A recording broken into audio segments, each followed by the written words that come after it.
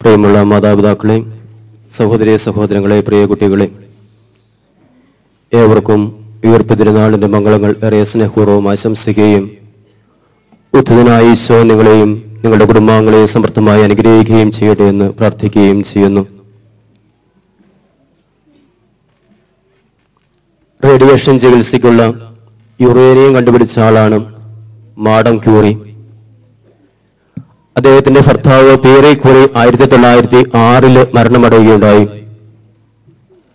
തന്റെ പ്രിയപ്പെട്ട ഭർത്താവിന്റെ മരണത്തിന്റെ ദുഃഖമകറ്റുന്നതിന് വേണ്ടി മാഡം ക്യൂറി ഡയറി എഴുതി സൂക്ഷിക്കുവാനായിട്ട് തീരുമാനമെടുത്തു.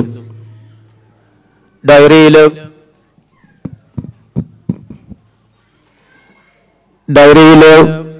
മാഡം ക്യൂറി പ്രകാരമാണ് എഴുതി വെച്ചത്. അവർ അദ്ദേഹത്തിന്റെ ശരീരം പെട്ടിയിലാക്കി, പെട്ടി മൂടി അവസാനത്തെ ആണിയുമിട്ടു. അദ്ദേഹത്തിന്റെ ശരീരം കുഴിയിൽ വെക്കുന്നതിന് വേണ്ടി ആളുകൾ അദ്ദേഹത്തെ വഹിച്ചുകൊണ്ട് മുന്നോട്ട് പോയി. ഇതെല്ലാം കണ്ടുകൊണ്ട് നിന്ന എന്നെ ദുഃഖമകറ്റുന്നതിന് വേണ്ടി അവിടെ നിന്ന് മാറ്റി നിർത്തുവാനായിട്ട് അവർ പരിശ്രമിച്ചു എന്ന്. പക്ഷേ എല്ലാം അവസാനം വരെ കാണുവാനുള്ള ആഗ്രഹത്തോടെ ഞാൻ അവിടെ നിന്ന് മാറുവാനായിട്ട് തയ്യാറായില്ല.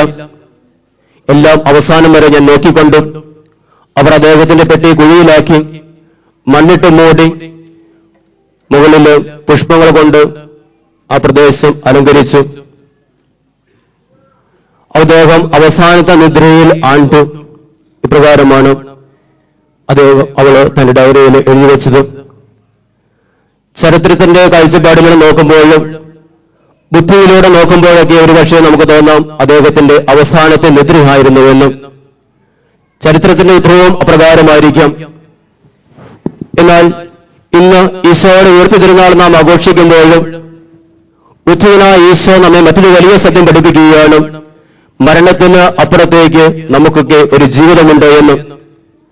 ജീവിതത്തിലെ സഹനങ്ങൾക്ക് അന്ത്യമില്ല എന്ന് ചിന്തിക്കുമ്പോഴും വേദനകൾക്കും ദുഃഖങ്ങൾക്കും അവസാനമില്ല എന്ന് ചിന്തിക്കുമ്പോഴും സഹനങ്ങൾക്കും പീഡകൾക്കും അവസാനമില്ലാതെ ചിന്തിക്കുമ്പോഴും മരണത്തിനപ്പുറം ഒരു ജീവിതമില്ല എന്ന് നമുക്ക് ചിന്തിക്കുമ്പോഴും ഈശോയുടെ ഉയർപ്പ് നമ്മെ പഠിപ്പിക്കുകയാണ് മരണത്തിനപ്പുറവും ഒരു ജീവിതമുണ്ട് എന്ന്. ഉദ്ധിതനായ ഈശോ ഇന്ന് എന്നോടും നിങ്ങളോടൊക്കെ പ്രഘോഷിക്കുകയാണ്.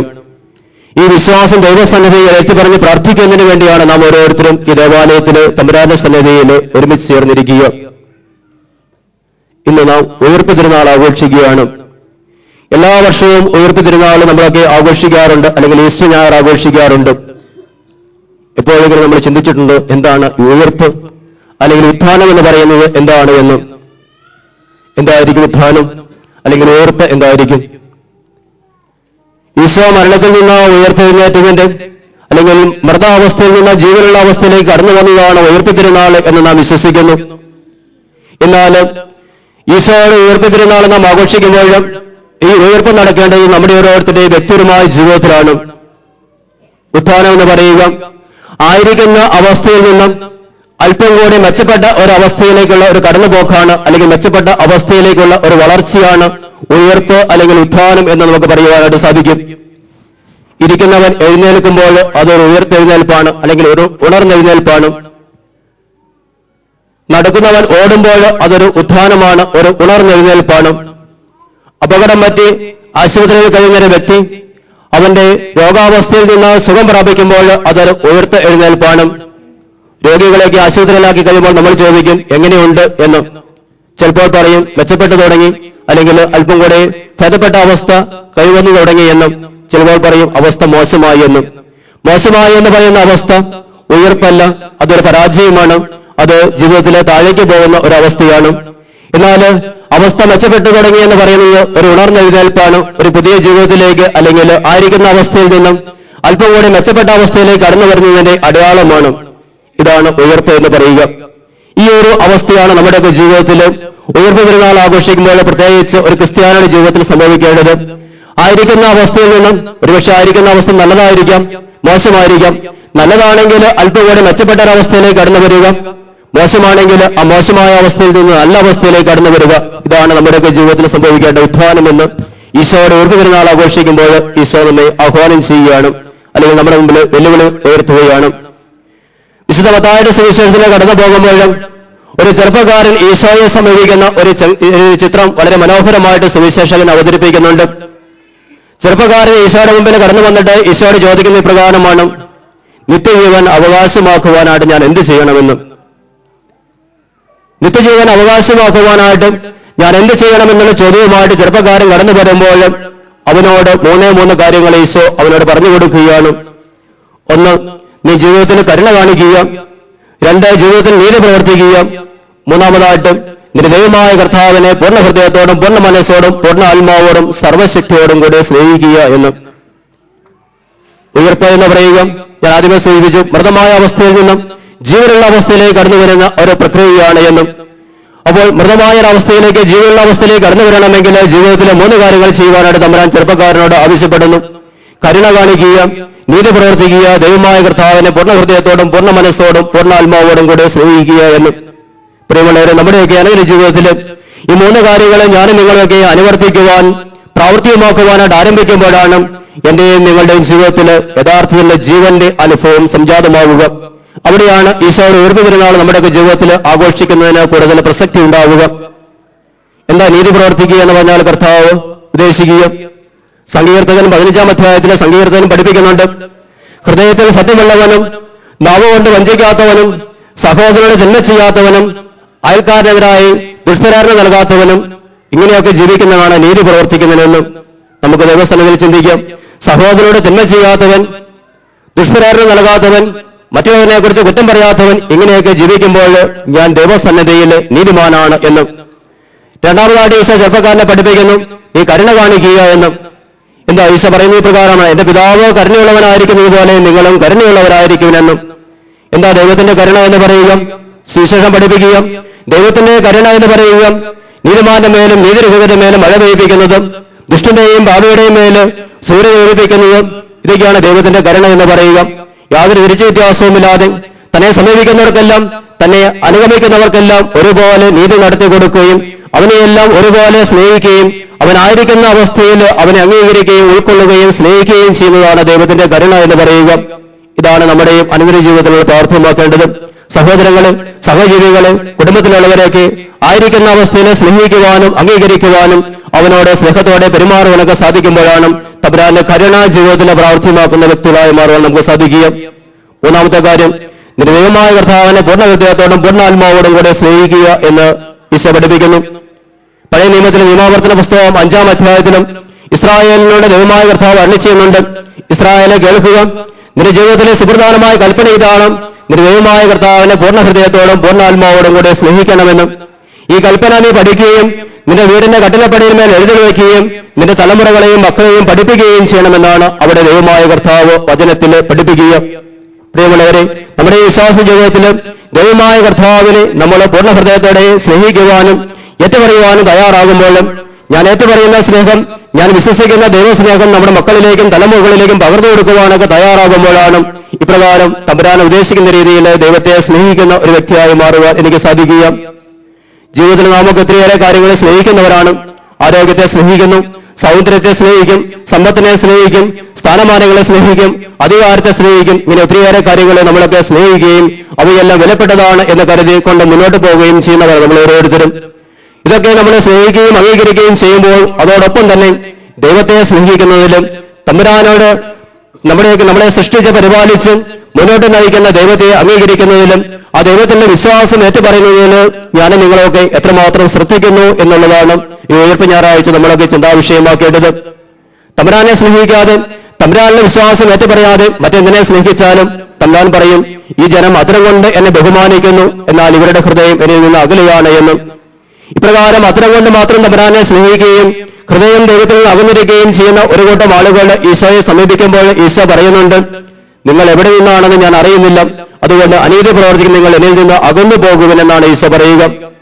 ഇപ്രകാരം ഈശോ അവരോട് പറയുമ്പോൾ അവർ പറയുന്നുണ്ട്, ഞങ്ങൾ നിന്റെ നാമത്തിൽ പിശാചുകളെ ബഹിഷ്കരിക്കുകയും നിന്റെ നാമത്തിൽ രോഗശാന്തി നൽകുകയൊക്കെ ചെയ്തിട്ടുണ്ട് എന്നൊക്കെ പറഞ്ഞ് അവരെ തങ്ങളെ തന്നെ ന്യായീകരിക്കുന്നുണ്ട്. പക്ഷെ ഈശോ പറയുന്നു, നിങ്ങൾ എവിടെ നിന്നാണെന്ന് ഞാൻ അറിയുന്നില്ല എന്നും. ഒരുപക്ഷെ നമ്മളും ചിലപ്പോഴെങ്കിലും പറയും, മെൽബൺ രൂപതയിലും ഇപ്പൊ കമ്മ്യൂണിറ്റി ഹാൾ പണിയുന്നതിനും ഇടവ ദേവാലയം മണുതീർത്ത് ഞങ്ങൾ സംഭാവന നൽകിയിട്ടുണ്ട്, ഈശോ ഞായറാഴ്ച രാത്രി കുർബാനയിൽ പങ്കെടുത്തിട്ടുണ്ട്, തിരുപ്പതി പങ്കെടുത്തിട്ടുണ്ട് എന്നൊക്കെ പറയുമ്പോഴും നമ്മൾ ചിന്തിക്കുക, ഉള്ളിന്റെ ഉള്ളിൽ എത്രമാത്രം ആത്മാർത്ഥതയോടെയും ദൈവത്തോടുള്ള സ്നേഹത്തോടെയും ഒക്കെയാണ് ഞാനും നിങ്ങളുമൊക്കെ ഈ കാര്യങ്ങൾ നടത്തിക്കൊണ്ടിരിക്കുക എന്ന്. ഞാൻ ജീവിതത്തിൽ പ്രാവർത്തികമാക്കുന്ന കാര്യങ്ങളും എന്നെ വളർന്നു വരുന്ന മക്കൾക്ക്, തലമുറകൾക്ക് പകർന്നു കൊടുക്കുന്നതിൽ ഞാൻ എത്രമാത്രം താല്പര്യമെടുക്കുന്നുണ്ട്, അല്ലെങ്കിൽ എത്രമാത്രം ആ കാര്യങ്ങളിൽ നമ്മൾ ആത്മാർത്ഥത പുലർത്തുന്നുണ്ട് എന്നുകൂടി നമ്മൾ ദൈവസന്നിധിയിൽ പരിശോധന ചെയ്യേണ്ട ദിവസമാണ് ഈശോയുടെ ഉയർത്തുതിരുന്നാൾ ആഘോഷിക്കുന്ന ഈ ദിവസം എന്ന് പറയുക. അപ്പോൾ അതുകൊണ്ട് ചെറുപ്പക്കാരോട് ഈശോ പറഞ്ഞു, ജീവൻ പ്രാപിക്കുവാൻ ആഗ്രഹിക്കുന്നതിൽ 3 കാര്യങ്ങൾ ചെയ്യണമെന്നും. ഈ ജീവന്റെ അവസ്ഥ ജീവിതത്തിൽ ശരിക്കും പറഞ്ഞാൽ ഉത്ഥാനം എന്ന് പറയുക, ജീവനുള്ള അവസ്ഥയിലായിരിക്കുക. നമുക്ക് ചിന്തിക്കാം, ഉത്ഥനായ ഈശോയുടെ മുഖത്തേക്ക് നോക്കി നമ്മൾ ചോദിക്കേണ്ടത്, ഞാനായിരിക്കുന്നത് ജീവനുള്ള അവസ്ഥയിലാണോ അതെയോ ജീവനില്ലാത്ത ഒരവസ്ഥയിലാണോ എന്ന്. ജീവനുള്ള അവസ്ഥയിലേക്ക് കടന്നു വരുവാനുള്ള ഒത്തിരിയേറെ മാർഗങ്ങൾ സഭ നമുക്ക് നീട്ടുന്നുണ്ട്. കുലാശ സ്വീകരണങ്ങൾ, വിശുദ്ധ ബലിയർപ്പണം, നമ്മനിഷ്ഠാനങ്ങൾ, ഉപവാസങ്ങളൊക്കെ ഇപ്രകാരം ജീവനുള്ള അവസ്ഥയിലേക്ക് കടന്നു വരുവാനായിട്ട് സഭ നമ്മുടെ മുമ്പിൽ വെച്ച് നീട്ടുന്ന മാർഗങ്ങളും കാര്യങ്ങളുമൊക്കെയാണ്.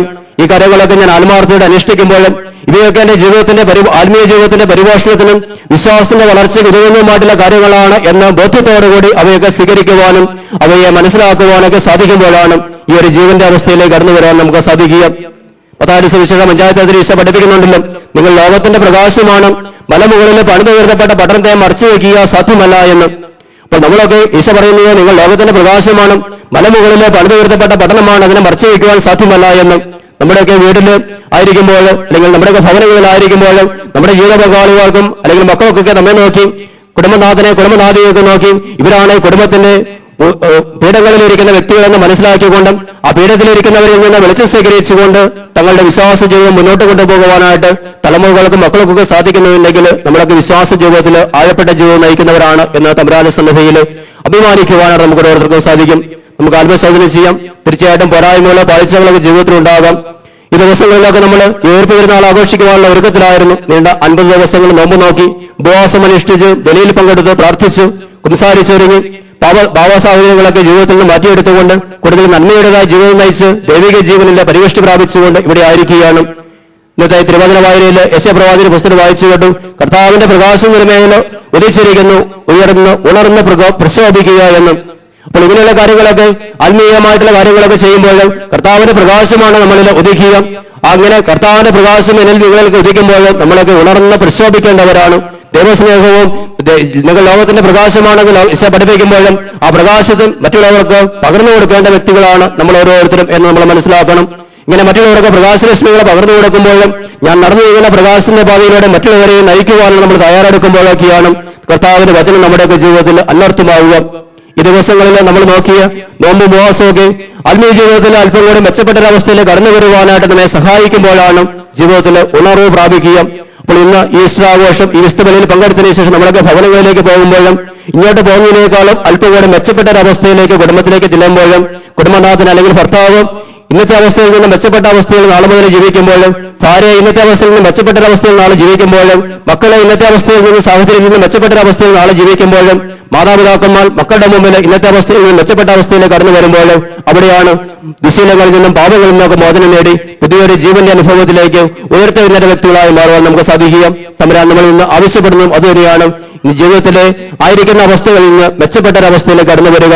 ഒരുപക്ഷെ ചില ദുശീലങ്ങളാവാം, ചില പാപ സാഹചര്യങ്ങളാവാം, ചില ബന്ധനങ്ങളാവാം, ചില തർക്കദോഷങ്ങളാവാം.